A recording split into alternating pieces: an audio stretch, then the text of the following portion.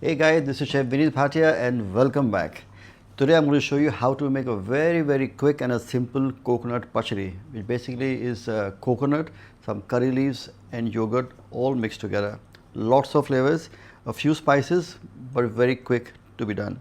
First thing is I'm going to heat up my little pan, take a deep pan, a heavy bottom pan, and in that I like to add coconut oil. But you can use vegetable oil, you can use corn oil, and I'm going to slightly warm up the oil just to make sure that as soon as you add the spices, they begin to splutter and pop open. Never add spices into cold oil because the flavor don't really ooze out. The oil is nice and warm, you can see a little smoke coming out, and the best way is actually to put your palm just above the pan and try and feel the heat. If you feel your palm is getting warm when you put on top, means the oil is hot. At this stage, I add some mustard seeds. As soon as you add the mustard seeds, they begin to crack and pop. So what happening here now is releasing its flavors into the oil. I'm also going to add urad dal, which is the black lentil which is split. So it is white in color, not really black. It's called as black lentil. Now this gives a very nice flavor. So it gives a little bite when you're actually eating your food, which is a very nice mouthfeel. So to make sure the lentil cooks. Color is very important because it would turn slightly brownish, the lentil. If I don't cook it enough, it's going to be raw. This is now ready. Then goes in a little quantity of cumin seeds. I would say half a teaspoon of cumin seeds. And then goes in my curry leaves. I'm also going to put the stock in because the stock has a lot of flavor. Now that's the moisture from the curry leaves being released. At this stage, I'm going to add some madras onions or shallots, the button onions, the baby ones, the round ones, and lightly saute that. Now what is happening here is with the high heat with the spices have already released their flavors into the oil. If I cook it for too long, the spices will tend to burn. So I need to add some kind of a vegetable with some kind of a liquid or moisture, and that is where the onions play a very important part. So when you add the onions into the hot oil with the spices, the temperature drops down. The spices don't burn, but at the same time, the onion begins to cook.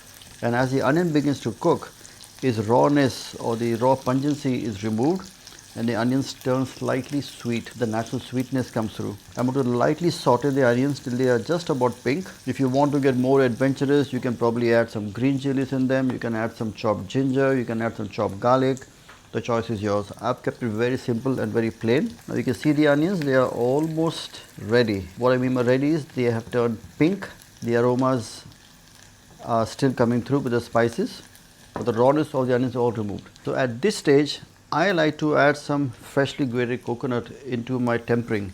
And the reason for that is because once you cook it with the flavors of the onions and the curry leaf, the coconut also cooks through. It also releases its natural flavors and also a natural oil. It has a very high oil content and a fat content that gets released into the tempering, so you get a much stronger flavor.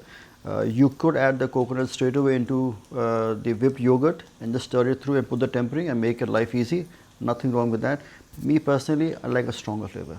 So when you lightly roast or braise your coconut with the spices, it gives a very nice kind of a nutty coconut flavor to your dish. A very small tip, but a very useful and a friendly tip for extracting a better flavor from your product. As soon as you begin to sweat or rather cook your coconut, the temperature falls down, like I said earlier, but at the same time it begins to cook with the masala and it takes on into a completely new kind of a nutty flavor comes through. A much sweeter, a more aromatic flavor comes through. And lastly, I'm going to add salt. A generous amount of salt because this mixture is actually quite sweet right now because of coconut and the onion.